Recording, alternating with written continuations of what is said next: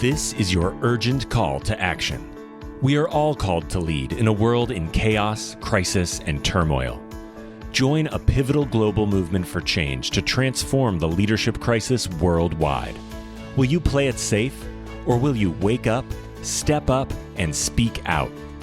Like Nelson Mandela did for South Africa and the world, we need a radical new way to think, act, and lead, leading boldly into the future. Join host Ann Pratt, a Harvard Fellow and multi-awarded businesswoman, and unlock the best version of yourself to revolutionize leadership with what the world needs now.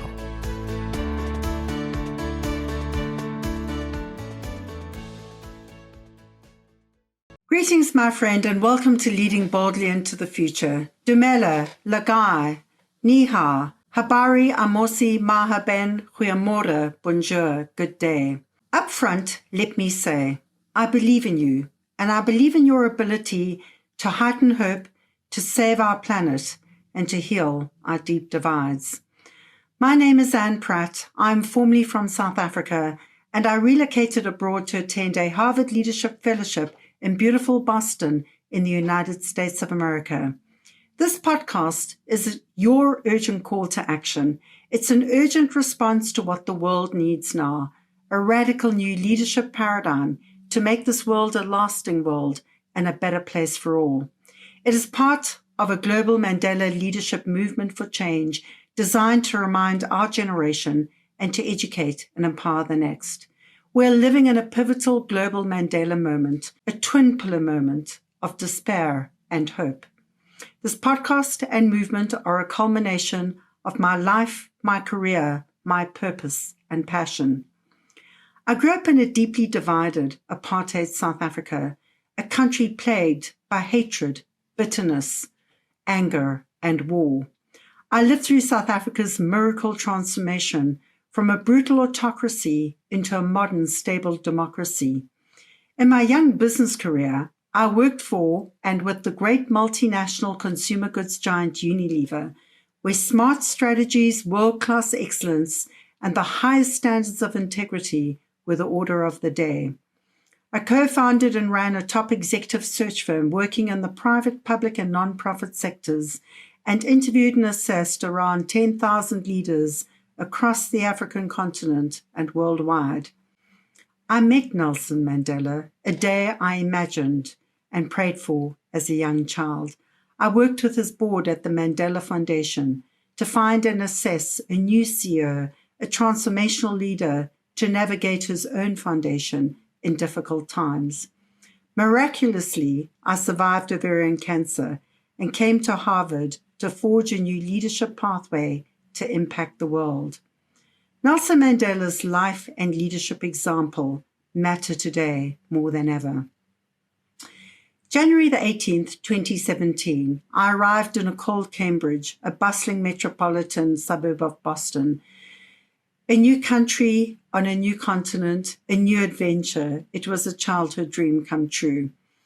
2 days later, January the 20th, 2017, I watched as Donald Trump was sworn in as the 45th President of the United States and a new administration entered the White House. I felt the growing tensions leading up to this day, and I wondered, what is the future of leadership for the United States and for the world? Fast forward 4 years to January the 6th, 2021 in the US Capitol, another monumental moment of heightened conflict, relentless crisis, and deathly deep divides. The night Mandela died, December the 5th, 2013, and the days that followed, was my pivotal moment, was my wake-up call and my call to action. I felt and witnessed the global power of Mandela's life, his leadership, and his legacy. 500 VIPs, celebrities, artists, 4 US presidents, kings and queens from 190 different countries flew across the oceans to pay tribute to his glorious life. Mandela died the way he lived, connecting foes and friends alike. I watched US President Obama shaking hands with Cuba's President Castro. It was like a bolt of lightning. That day I knew I would come to Harvard to learn more, to write, and to share Mandela's leadership blueprint with you and the world. Over the last 5 years in my new home, in an increasingly divided States of America, I have listened and learned both inside and outside the classroom in this new University of Life. I traveled from beautiful Boston in the Northeast across the vast open lands of the Midwest to the sunshine beaches of the Galveston, Texas South. I met and spoke with young, energetic, and aspiring young leaders who care about this country and the world. At Harvard men's basketball team, at Utah Valley University Woodbury School of Business, high school graduates from Goodland in Kansas and Santa Fe, New Mexico. I sat around family dinner tables long into the night, toasted to everyday celebrations, and debated with passionate Americans with conflicted and conflicting points of view in Beaver Lake, Arkansas, Tulsa, Oklahoma, Manhattan Beach in California, and on the mountain slopes in Albuquerque, New Mexico. I immersed myself in magnificent mountainous Aspen, Colorado.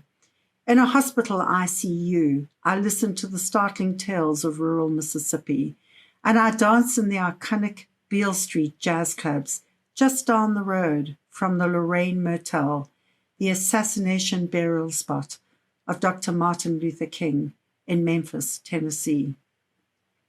I stopped and had breakfast in Houston, Texas, with a dear mentor and friend I've known for decades, a powerful American woman who motivated and inspired me to do a lot of my own inner work, my healing, to forgive my late father, and to brace all of humanity.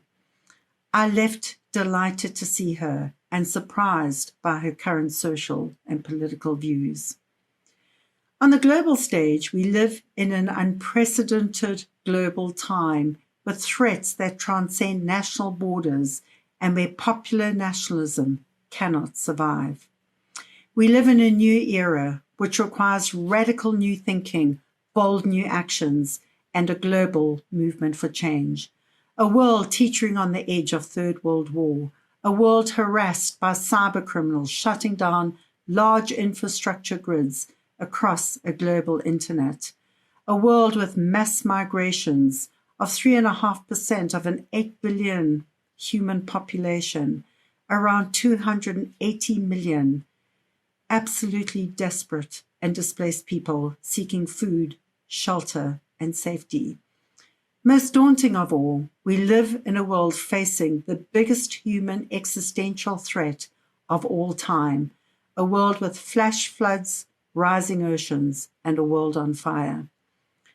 So I have to ask you, how do you feel about the current state and quality of leadership, the conduct of those in power, the future of democracies, and climate change, a world on fire? You are not alone. Let me share some startling statistics. In November 2021, Harvard's youth poll showed that 50% of young Americans 18 to 29-year-olds fear for the future of democracy. In the business world, a recent global poll of more than 5,000 companies worldwide, multi-million and multi-billion-dollar revenue businesses. In those companies, 85% of employees have little or no confidence in their top executives' ability to lead. And if you're wondering if this is a recent trend, back in 2004, a Stanford professor, Robert Sutton, wrote and published in the Harvard Business Review an article called The No Asshole Rule, Building a Civilized Workplace and Surviving One That Isn't.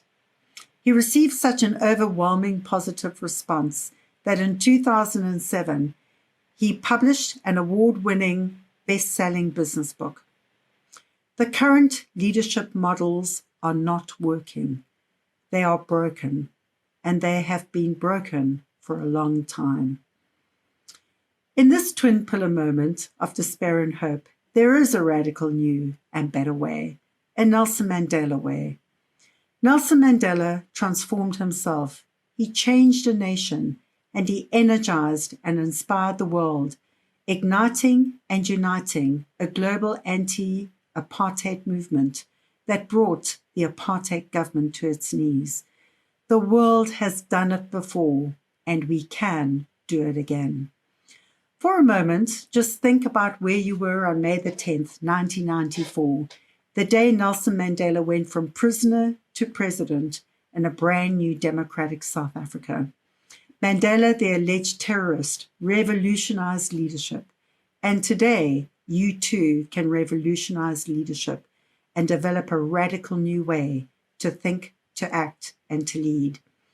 In this podcast, you can empower yourself with insights from international, intergenerational, bold disruptors, radical thinkers, and inspiring champions of change, and each one share their untold Mandela moment.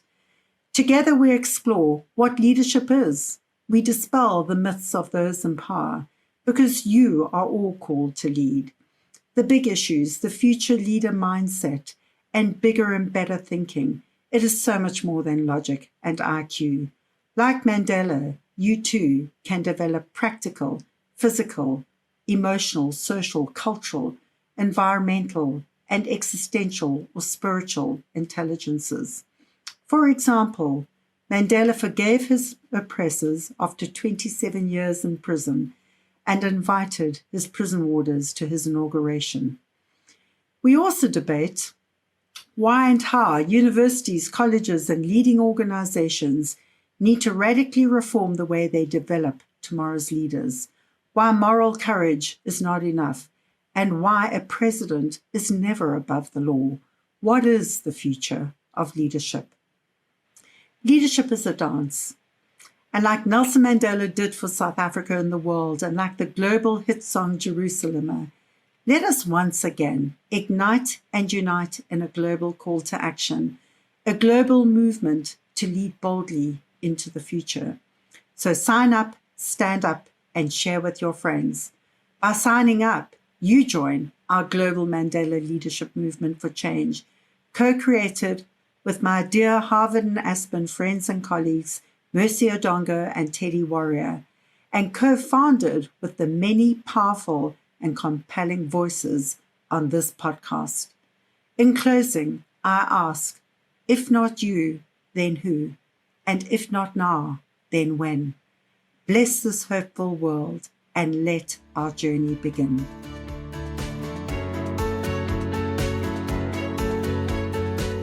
Thank you for listening to this episode of Leading Boldly into the Future. Please find links and connections mentioned in this show in our blog and never miss an episode by subscribing at anne-pratt.com.